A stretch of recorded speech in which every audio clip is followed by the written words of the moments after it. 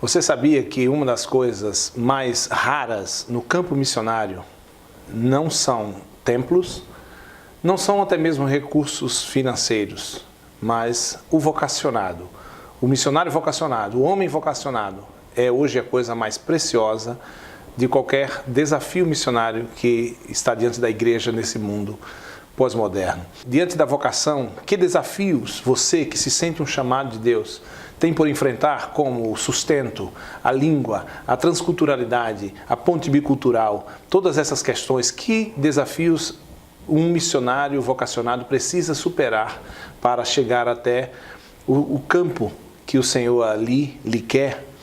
Você sabia que as agências missionárias hoje trabalham no perfil de parceria, de levantamento de sustento dos missionários? Tudo isso nós estamos aqui no seu Conversa Batista, mais uma vez, esse programa que busca instrumentalizar e equipar a Igreja Batista de maneira especial aqui no Planalto Central. Nós estamos hoje aqui com o pastor Daniel Mota. Daniel, seja bem-vindo, uma alegria muito grande ter um conterrâneo aqui, né, nessas terras, falando sobre missões. Daniel, te conheço de longas datas, você foi pastor de igreja local, dirigente de congregação, conheci você, ainda não estava ordenado pastor, mas já demonstrando ali o começo da sua vocação, né? Estivemos juntos em alguns desafios missionários e foi muito bom. Queria que você me falasse um pouco de Daniel Mota, dessa sua vocação e como você percebe, hoje você já casado, esteve em Guiné-Bissau, nós vamos falar tudo isso aqui, e está nesse alinhamento. Passou um ano em Guiné-Bissau em nome da nossa Junta de Missões Mundiais, pela Junta, e hoje está nesse redirecionamento que vai para um outro campo. Então me fala da tua vocação, como você percebe a construção das digitais de Deus nesse seu chamado. Ok. Primeiro, uma alegria reencontrar o pastor Robério, é sempre uma satisfação vê-lo, você que foi uma fonte de inspiração para a minha vida ministerial e continua sendo. É uma alegria. A questão da vocação, ela surge de forma muito natural. Pelo menos na minha vida, as coisas foram acontecendo muito naturalmente, né? Eu sou natural de Santo André, São Paulo, vim adolescente para Paraíba, junto com os meus pais. Meus pais, eles eram paraibanos, ambos já faleceram. E na minha adolescência eu tive um envolvimento com uma comunidade local, uma igreja pequena em Mangabeira, um bairro lá em João Pessoa, e lá as coisas foram acontecendo de forma muito natural. Eu lembro um pastor que eu tinha na época, o pastor Silvano, dizia: a gente não quer ser pastor, a gente não almeja ser um missionário. As coisas elas vão acontecendo, elas encontram você. E as pessoas vão dizendo que você tem esse perfil e você vai começando a observar se isso realmente é verdade ou não. E comigo as coisas foram acontecendo muito naturalmente, né? Me envolvi na igreja de forma muito precoce, me envolvendo com os trabalhos da igreja local, na parte da evangelização, na parte de ensino. E isso trazia paixão dentro do meu coração, ao ponto de eu analisar, juntamente com as informações que os irmãos falavam que eu tinha algo diferente. Aí foi quando a igreja me enviou para uma preparação mais direcionada, mais vocacionada para algo mais específico. Aí foi quando eu vi a importância de um preparo. Você fez seminário lá na Paraíba? Estudei no Instituto Teológico Batista, lá em João Pessoa, que é o Seminário Batista lá da Paraíba. E foi quando eu fui me aperfeiçoar para poder estar estudando. E também as biografias missionárias sempre foram muito inspiradoras. Analisar os missionários no decorrer da história, a sua vida, o seu trajeto, isso, pelo menos para mim, foi muito inspirador, né? Na época, quando eu era, na época de 18, 19 anos, o próprio Ronaldo Lidório, ele era um referencial de missionário. Queria ser um missionário como o Ronaldo Lidório. Aí quando eu ganhei uma bolsa de estudos para fazer um curso com ele, para mim foi encantador, e foi quando eu tive a convicção: eu quero dedicar minha vida nesse serviço, nesse trabalho. Maravilha. E aí você teve esse encontro, eu me lembro de algumas conversas que tivemos, você desejoso de ir para o campo de missões mundiais, um campo transcultural? Foi. Desde muito cedo, como as igrejas batistas, elas fazem as campanhas missionárias, né, missões mundiais, nacionais e estaduais. Nas campanhas que tinham, sempre tive o conhecimento do Projeto Radical, né, pela Junta de Missões Mundiais. Eu lembro que na época eu me inscrevi para o projeto e vou me dedicar a isso, quero ter essa experiência. Na época era de 4 anos, alguns anos atrás, a dedicação do projeto, e me inscrevi, passei pelas primeiras fases, mas naquela época minha mãe faleceu, então minha vida deu uma reviravolta. Aí, devido ao falecimento da minha mãe, eu não foi oportuno estar viajando, dando continuidade ao processo. Aí foi quando eu tive que fazer uma readaptação de vida e de direção. né? Até então eu era militar do Exército, deixei o Exército em virtude do projeto missionário. Minha mãe falece, estava na fase de conclusão do seminário, e com o falecimento dela eu vi a necessidade de fazer uma outra formação, de entrar na universidade, fazer um outro curso paralelo. Uma plataforma de apoio para o seu sustento. E pensando também estrategicamente, porque quando a gente vê os relatos missionários, é sempre bom você ter uma formação paralela, etc. E Deus é especialista em transformar mal em bem, né? Então, todo esse sofrimento, todo esse processo de grande dificuldade que eu enfrentei foi, na verdade, o grande ferreiro que é o Senhor me forjando como um aço bruto e para poder estar preparado para a grande obra que Ele tem preparado. Maravilha. E aí então surgiu, você foi para Guiné-Bissau, pela Junta de Missões Mundiais. Isso. Depois de algum tempo, a gente estava conversando um tempo atrás, minha vida tudo se estabilizou em João Pessoa. Me formei, me ingressei no mercado de trabalho, entrei no serviço público, abri uma empresa, iniciei um mestrado em João Pessoa. Começou a lançar raízes onde estava. Então, as coisas estavam tudo funcionando, mas nada trazia alegria ao meu coração naquilo que eu fazia. Falta alguma coisa. Quando eu ia para um congresso missionário, quando eu li um artigo, quando eu entrava em crise, né? Foi quando, novamente, eu me inscrevi para a Junta de Missões Mundiais para poder ser um missionário. Conversei com a igreja, minha igreja, a Igreja Evangélica Batista, o pastor Tomás, o pastor Josué, que era o pastor de missões, hoje é o pastor de missões. Aí a gente fez todo o direcionamento e todo o processo. Me inscrevi para ser um radical, porque eu tinha idade na época. O radical ele é de 18 até 30 anos de idade, né? Na época eu estava com 27 anos quando eu me inscrevi para ser um radical novamente. E entrei no processo de seleção e fui reprovado. Eu lembro que eu estava numa reunião da empresa, aí o telefone toca, aí era do Rio de Janeiro, aí a coordenadora do Recursos Humanos entrou em contato comigo e falou: Daniel, a gente queria pelo menos explicar para você o porquê você não foi aceito por radical. E assim eu falei: não, meu irmão, fica tranquilo, eu já estou acostumado já com esses processos aí de frustrações, de negação, não tem nenhum problema para mim. Não, é porque a gente analisou o seu perfil, vi que você tem pelo menos algumas qualificações que são interessantes, mesmo com uma pouca idade. E a gente queria sugerir para você, ao invés de você ser um radical, a gente queria sugerir para você se você está disposto para entrar num processo seletivo de missionário efetivo da Junta de Missões Mundiais. Aí eu falei: que bênção, né? Então, me disponibilizei a passar pelo processo de seleção, entrei novamente pelo processo de seleção, que é totalmente diferente do radical. Sim. E nisso era necessário a experiência transcultural. Mais um entendimento de perfil, uma recolocação de perfil. Recolocação local. Eu tenho, mesmo tendo a idade do radical, já poderia ser. Mas como eu já tinha, como o senhor mencionou no início, eu já tinha pastoreado igreja, eu já tinha formação, eu já tinha experiências de campo, de projetos. Aí fiz o procedimento e faltava a experiência transcultural.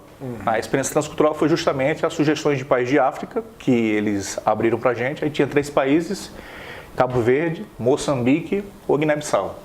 Aí numa conversa paralela com o Hans Udo, que é o coordenador de África, região 3, perguntei para ele qual era o país de maior necessidade. Aí foi quando ele falou que era Guiné-Bissau, e também é da necessidade de formação de novos líderes, a formação de obreiros, uma formação de qualidade. E é uma área que eu atuo com formação de líderes hoje, com a Junta, então fluiu, juntou e foi um trabalho muito bem feito lá. Você que nos acompanha pelas redes sociais, você está assistindo o Conversa Batista, estamos aqui com o missionário, pastor Daniel Mota, amigo, e já esteve um tempo em Guiné-Bissau em nome da nossa junta. Estamos falando sobre vocação, sobre os desafios, o processo, né, denominacional e a história, analisando e percebendo como Deus coordena e vai construindo o nosso chamado e lidando conosco, com nossas limitações e as nossas vontades, né, humanas. E você que pode compartilhar nosso Facebook, nosso Instagram, CBPC Oficial, nosso youtube.com/CBPC TV Oficial. Pode mandar e-mails, dando sugestões de pauta, falecom@cbpc.org.br. Daniel, você estava falando aí de que essa recolocação de perfil, a junta disse: não, você não vai ser um radical, vai ser entrar no processo. E você também falou que, como militar, servidor público, empreendedor, e tudo isso se lançando raízes no local onde você estava, e você disse: mas faltava alguma coisa. Me veio imediatamente o texto que Jesus estava falando com aquele jovem rico, e ele tinha tudo. Ele disse: eu sou religioso, desde a minha infância obedeço os mandamentos. E Jesus olha para ele e diz: jovem, te falta alguma coisa. Então essa incompletude sempre nossa, até nos encontrarmos na plenitude do centro da vontade de Deus, isso é muito especial e muito verdade. lembrei só desse texto. Nessa construção conjunta, me fala um pouco sobre a questão das promoções missionárias, do sustento. E hoje nós temos vocacionados, estão nos assistindo, e talvez ele esteja se vendo em você, né, dizendo, puxa vida, é isso aí, eu queria viver isso. Conta pra gente como que é isso, as promoções você tem que levantar, o PAN, sustento, igreja local, junta, como é que tudo isso acontece? Legal. Primeiro, algo muito importante da gente mencionar, eu tenho viajado no Nordeste inteiro fazendo promoção missionária por Missões Mundiais, e o público jovem tem sido sempre um público muito veemente com essa necessidade, com esse interesse em poder participar, mas às vezes falta instrução, falta como direcionar o pessoal. Eu sempre falo inicialmente para o pessoal que quer ingressar numa carreira missionária e quer ser um missionário, o primeiro processo é uma qualificação. É importante demais você poder ter uma formação paralela, ingressar na universidade, fazer uma formação teológica num seminário ou numa faculdade, e também no própria questão da aquisição de línguas. Eu ia falar isso, porque se você já sabe um direcionamento, que línguas basicamente... Isso aí já é fundamental. Hoje, até Missões Mundiais, eles exigem, é um critério hoje para Missões Mundiais, que o missionário abaixo de 40 anos tenha fluência do inglês. É um critério deles. Se você tem um nível intermediário, eles vão investir em você para que você possa adquirir a fluência em algum país que tenha como a língua oficial o inglês. Então, se o jovem ele já pode investir nisso com antecedência, melhor ainda, ele vai estar ganhando tempo, porque a obra missionária, eu sempre falo, ela tem pressa, mas também requer um tempo de preparo e investimento de projeto. Eu fui aluno da Barbara Burns, e isso é que ela fala, classicamente, essa é a frase dela, missionário precisa de preparo. Missionário no campo sem preparo é uma tragédia, ela sempre fala isso.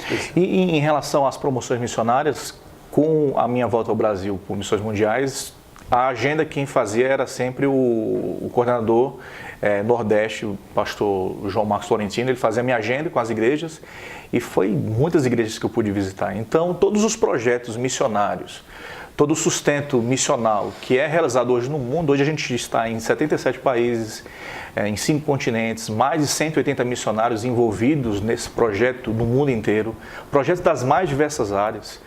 Então, tudo isso é feito através das igrejas brasileiras, né? Das igrejas da Convenção Batista Brasileira. Nós juntos nos unimos através do PAN, que é um programa de adoção missionária, e todos os projetos são financiados para que a gente possa desbravar e fazer os projetos. O povo batista tem esse legado, essa história, não apenas do plano cooperativo, mas das ofertas missionárias, dos textos missionários, está na história batista, e isso é um milagre fantástico. Não, e é gostoso, o irmão está na igreja, ele também é participante, né?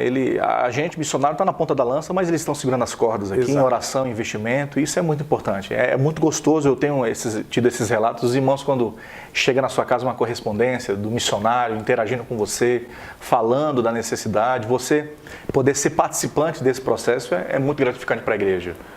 Tem sido muito legal. Um jovem vocacionado, ele deve fazer como? Entrar no site da junta, procurar alguém da junta? O primeiro processo é você ter uma conversa muito séria com a sua igreja local. A gente sempre fala, quem envia não é a agência ela operacionaliza esse processo, né? Antes de mais nada, o jovem vocacionado ele tem que falar com o seu pastor, conversar com o conselho missionário da sua igreja e expor essa necessidade, esse anseio que ele tem nessa questão de preparação e de ingresso no campo missionário. Aí a igreja ela vai tomar essas decisões, todo o processo feito entre o vocacionado e, no caso, a Junta de Missões Mundiais, nacionais, estaduais, enfim, ou qualquer outra agência missionária, ela é sempre interligada com a sua igreja local. No aspecto de direcionamento, no aspecto de incentivo, de preparação e de envio. Nós temos uma plataforma de apoio ao vocacionado aqui no campo, que é o Vocácio. E ele, na verdade, não é uma escola, não é um seminário, mas é uma plataforma de apoiar aquele que se sente vocacionado. E uma das coisas que eu falo muito, nós temos 3 objetivos, é motivar, capacitar e mentorear. Então, na medida do possível, dependendo da vocação, nós queremos canalizar aquele potencial, mas nós pedimos sempre, começamos com motivação inclusive, porque nós entendemos que o vocacionado tem e Deus o chamou. E o chamado é a coisa mais forte. Então eu gosto muito do empoderamento no sentido de consciência de poder, consciência de chamado. Isso está em mim, William Carey, né? William Carey, pai de missões modernas. Então de ir procurar, de dizer. Então eu espero muito isso de um vocacionado, que ele vai falar com o pastor, que ele vai falar com alguém de missões, que ele venha à convenção, que ele procure alguém. Eu entendo que o vocacionado ele não ficará contido somente por um gostinho de missões. Como é bonito missões. O vocacionado, eu creio que ele sai Sim, em busca. E assim, eu sempre falo nas minhas promoções, um grande dilema que o jovem tem vocacionado é aquilo que ele quer fazer. Às vezes a gente tem muitos planos, muitos projetos. Nossa, eu quero fazer inúmeras coisas, eu quero fazer determinado curso. Mas a pergunta certa é o que Deus quer que eu seja nesse mundo? Exato. Quando você tem essa clareza, tudo aquilo que você faz é em virtude disso. Você tem uma agenda. É desde um curso superior que eu vou fazer, uma pós-graduação, desde um investimento financeiro, alguma coisa. É sempre canalizado para essa determinação fim, para aquilo que Deus quer que eu seja. Exatamente. E Deus, ele é missionário. Deus Pai é missionário porque ele foi ao encontro do homem pecador, lá no Éden. Um Deus totalmente missionário. O Filho é missionário que veio em busca nossa nesse resgate extraordinário. O Espírito Santo é missionário. A igreja existe em detrimento dessa missão. Eu gosto muito de uma frase de Charles Spurgeon: se você não é missionário, você é um impostor. Você é um impostor. Ou você é um missionário, ou você é um campo missionário. Exatamente. Ou você essa frase dele. Ou você é um campo missionário. Se você não é missionário, você é campo missionário. É verdade. Então é isso. Eu acho que o primeiro passo é você ter essa clareza e conversar com a sua igreja, e a igreja vai direcionar. Daniel, hoje você está numa mudança, vamos dizer assim, ou num estágio, numa etapa, num ciclo, em que você está se preparando para uma outra alça, um outro... também em nome da junta. Isso. Né? E me fala um pouco disso. Como é que está esse momento de preparo? Você acabou de vir de Guiné-Bissau e está preparando um novo ciclo. Acabei de voltar de Guiné-Bissau e, em virtude do meu casamento, a Junta de Missões Mundiais não envia os missionários. Você foi solteiro ainda para Guiné? Eu fui solteiro para Guiné-Bissau. E voltei e casei. Campo missionário tem essas bênçãos. Né? Aí o que acontece? Aí eu voltei, casei, e a junta ela não envia o missionário para o campo recém-casado. Só depois desse processo de 2 anos. Isso. E a sugestão que a junta nos deu, pelo menos nesse período de 2 anos, ao invés de a gente ficar parado, assim, parado no sentido de não estar fazendo algum trabalho direcionado com uma agenda específica. Para remir esse tempo. Remir esse tempo direcionou a gente para poder fazer algumas qualificações de línguas. Né? Então, a gente, nesse período de 2 anos, a gente vai estar se qualificando em idiomas para depois a gente se apresenta e poder fazer um trabalho direcionado, agora voltado mais para o campo da Ásia. Hoje é um desafio nos Missões Mundiais Ásia. Então, é necessário algumas preparações, algumas qualificações. E a gente tem essa é a agenda? Hoje é a agenda. Pelo menos passar esse período de 2 anos em um país, aperfeiçoando em línguas, cultura, para depois a gente poder fazer um trabalho a longo prazo. Uma curiosidade que quem está assistindo deve estar fazendo, você falou recém-casado, essa observação da junta é cuidadosa com o missionário e com o envio. É verdade. Como é que está a primeira-dama, a doutora Najara, no que diz respeito à missão na Ásia e esse preparo? A empolgação dela é fantástica, né? A nossa conversa sempre foi muito clara, muito objetiva naquilo que a gente quer ser. Isso. A gente quer dedicar as nossas vidas a missões e ela é uma vocacionada também. Maravilha. Vai estar agora comigo ingressada nessa parte de preparação, de qualificação de línguas, e o que a gente quer é dedicar a nossa vida ao Senhor. Então, quer dizer, a questão chamado já era isso algo... é muito claro para ela. Muito claro, isso. Faltava só um missionário para pegar ela aí junto. E já estava na agenda de Deus, né? Isso, é verdade. Então, é verdade. É maravilhoso. Então, esse tempo será de preparo. Isso. Você pensa em ir para o país da preparo linguístico, né? Vamos dizer assim. E para ajudar a junta na Ásia. Na Ásia. Né? Isso é muito especial. O que eu gostaria, antes de encerrar, que você, nosso tempo já está terminando, que você pudesse desafiar o jovem, o vocacionado, que está lá e talvez, como eu falei há pouco, nos vendo e se vendo em tudo isso, porque eu acho lindo isso, eu creio no poder do vocacionado, do chamado. Então, essa pessoa que eu imagino que está do outro lado nos assistindo agora, né, e Deus está incendiando o coração dele, nós sabemos o que é isso. Então, Deus vai... o nosso coração não fala de missões transculturais, qual seja o seu chamado, o coração começa a pulsar de uma maneira diferente. Você deixasse uma mensagem, falasse disso, também por que não falar os líderes? Porque uma coisa que nós começamos provocando com essa pergunta é a função do líder em exercer sua liderança no despertamento de vocacionados. Eu tenho certeza que quando a palavra diz, rogai, pois, ao Senhor da Seara que envie, um caminho que o Senhor Jesus quer que façamos. No entanto, Ele não vai deixar faltar obreiros para a sua seara. Ele está apenas dizendo, faça a sua parte nisso. ora. É verdade. Então eu vejo muito isso, que uma grande função dos líderes atuais, pastores de igrejas, é de perceber quem Deus está levantando perto de você. Então eu queria que você desse uma palavra ao vocacionado e a esse pastor, aos líderes. Ok. Quero dizer para você, vocacionado, que não acumule tesouro nessa terra onde a traça e o ferrugem o corrói.